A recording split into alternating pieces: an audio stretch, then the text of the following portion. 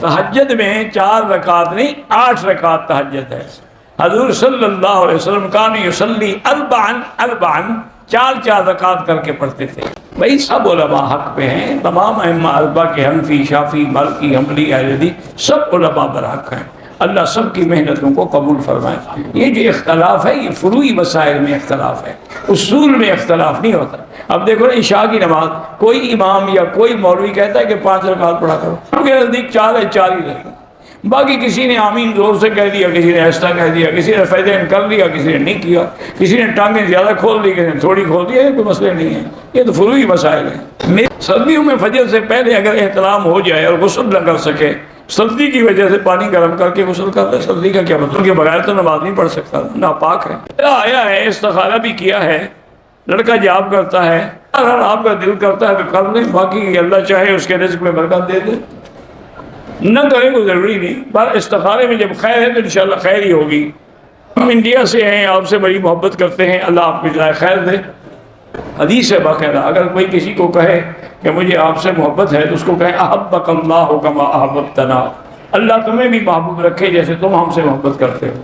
اب میں منگنی کرنا یہ ہندوؤں کی رسم ہے، اسلام کا اس سے کوئی تعلق نہیں کہ آج منگنی ہوگی، پھر مہندی ہوگی، پھر پتہ نہیں کیا کیا جخ ماریں گے، سب ہندوؤں کی رسمیں۔ میری داڑھی کے بال وضو کرتے ہوئے گرتے ہیں تو آپ پر کوئی گناہ نہیں۔ اگر آدمی اپنی بیٹی کو سوتے ہوئے ہاتھ لگایا شہوت سے تو بہرحال توبہ کرو، استغفار کرو، اور کسی کو بتانے کی بھی ضرورت نہیں۔ یہ بہت بڑی بری بات، بھول کے لگایا اور جان کے لگایا بھائی اللہ جانتا ہے۔ اسی لیے حکم ہے نا کہ جب لڑکا یا لڑکی 10 سال کی ہو جائے تو ماں باپ کے کمرے میں نہ سوئے۔ ماں باپ کے ہوتے ہوئے شادی شدہ بیٹا یا بیٹی فوت ہو جائے، ان کے بچے دادا کی وراثت میں دادے کی وراثت میں حصہ نہیں ملے گا، وہ اپنے باپ کے وارث ہیں، دادے کے نہیں۔ ایک آدمی نے اور بھی گناہ کیے، زنا بھی، جب توبہ کر لی تو کیوں خامخواہ بیچارے کو شرمندہ کرتے ہو؟ التائب من الذنب کمن لا ذنب لہ، جب آدمی توبہ کر لیتا ہے گناہ مٹ جاتے ہیں۔ میں ایک ٹیچر ہوں، لڑکیاں لڑکے سب کلاس میں ہوتے، آپ کوشش کریں کہ ان کے چہرے پہ نظر نہ پڑے، جتنا بچ سکتے ہو بچو، اور کیا حال ہے، دوسری جگہ نوکری ڈھونڈتے رہو۔ ترک لوگ جب حضور کا نام لیتے ہیں تو سینے پہ ہاتھ رکھتے ہیں، جیسے تم انگوٹھے چومتے ہو، ان کی بھی عادت ہے، تمہاری بھی عادت ہے، نہ وہ شریعت ہے نہ یہ شریعت ہے۔ بیوی نے کہا کہ مجھے طلاق دے دو، خاوند نے بھی غصے میں کہا کہ اچھا ہو گئی، پھر ہو گئی۔ کو دوسرا عمرہ کرنا ہوگا، مسجد عائشہ، غسل ضروری پہلے میں بھی نہیں ہے، سنت ہے، نہ کرو تو کوئی بات نہیں۔ ایک آدمی اگر امام کے پیچھے نماز پڑھ رہا ہے، حنفی ہے تو فاتحہ نہ پڑھے اور شافعی ہے تو پڑھا کرے۔ کہتے ہیں کہ جب قیامت میں لمن الملک اليوم کا اعلان ہوگا، سب ہوں گے تو تب ہی تو اعلان ہوگا، جب کوئی نہ ہو تو کس کو اعلان ہوگا؟ یعنی سب ہونے کے بعد آج کوئی نہیں کہہ سکتا کہ میں بادشاہ ہوں، اس لیے حکم ہوگا لمن الملک اليوم، اللہ خود جواب دیں گے للہ الواحد القہار۔ کہتے ہیں کہ ہمارے ملتان میں حیاتی اور مماتی لوگوں کا جھگڑا ہے، اللہ دونوں کو ہدایت، بس ہم تو دونوں کے لیے دعا مانگتے ہیں اور کچھ بھی نہیں۔ بلا وجہ ایک دوسرے پر کفر کے فتوے، کفر کی مشینیں لگائی ہوئی ہیں۔ اللہ کے بندے مسلمانوں کو جوڑنے کا وقت ہے کہ توڑنے کا وقت ہے؟ عمرہ کرنے والے کو رمل بھول گیا، چوتھے چکر میں یاد آیا، یاد چوتھے چکر کے بعد رمل ہوتا ہی نہیں کیا کوئی بات نہیں، رمل کرنا سنت ہے، نہ کرے تو کوئی دم نہیں۔ سسر اپنی بہو کو اگر شہوت سے ہاتھ لگا دے تو اس پر بیٹی، اس کے بیٹے پر بیوی حرام ہو جاتی ہے۔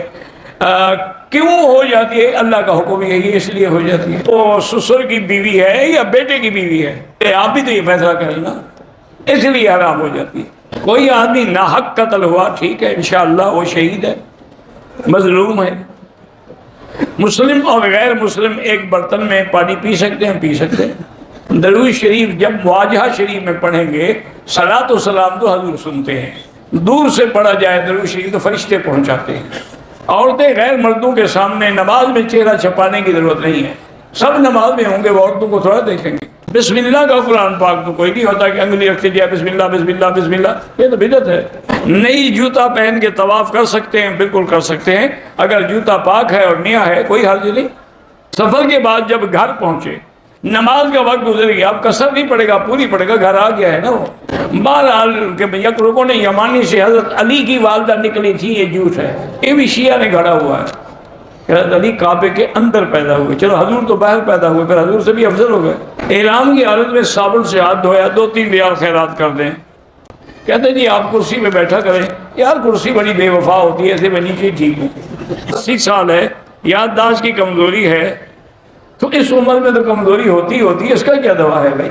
من نعمرہ ننکسہ فی الخلق، یہ تو اللہ کے قرآن کا مسئلہ ہے، جب عمر زیادہ ہوگی بندہ بچپن کی طرف لوٹ جاتا ہے۔